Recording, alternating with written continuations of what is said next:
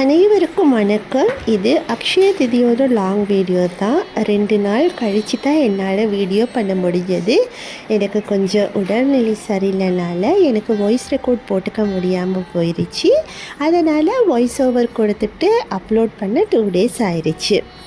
இன்றைக்கி அக்ஷய திதி, அதனால் ஒரு அழகான குட்டி கோலம் போட்டிருந்தேன்.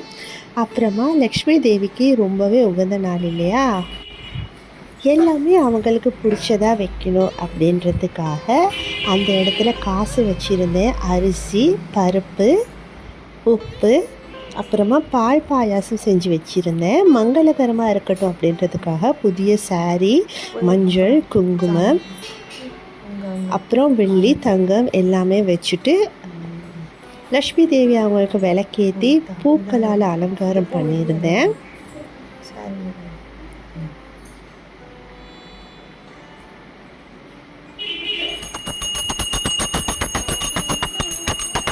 அப்புறமா நல்லபடியாக தீபம், தூபம், ஆராதனையெல்லாம் காமிச்சு முடிஞ்சு வீடு ஃபுல்லாக காமிச்சு, அப்புறம் லக்ஷ்மி தேவி அவங்களுக்கும் நல்லபடியாக தீபம் எல்லாம் போட்டிருந்தேன்.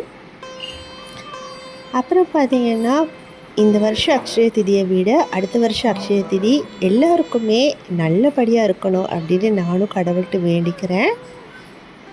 லக்ஷ்மி தேவி அவங்களுக்கு பூக்களால் அர்ச்சனை செஞ்சுருந்தேன். மந்திரங்கள் சொல்லி நல்லபடியாக அர்ச்சனை செஞ்சு முடிச்சிருந்தேன்.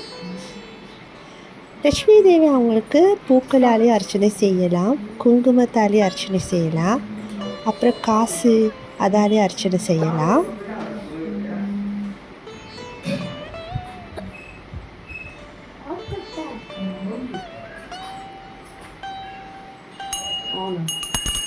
நல்லபடியாக அர்ச்சனை செஞ்சுட்டு தீபம் காட்டும்போது பொண்ணு தான் மணி அடிப்பேன் அப்படின்னு சொல்லிட்டாங்க. ஸோ அவங்கள மணி அடிக்க விட்டுட்டு நல்லபடியாக தீபமும் காமிச்சு முடியுங்க.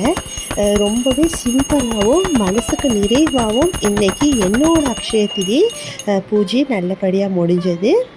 உங்கள் வீட்டில் நீங்கள் எப்படி அக்ஷய திதி செலிப்ரேட் பண்ணீங்க அப்படின்றதே கமெண்ட் பாக்ஸில் கமெண்ட் பண்ணுங்கள். என்னோடய சேனலுக்கும் சப்போர்ட் பண்ணுங்கள். தேங்க்யூ.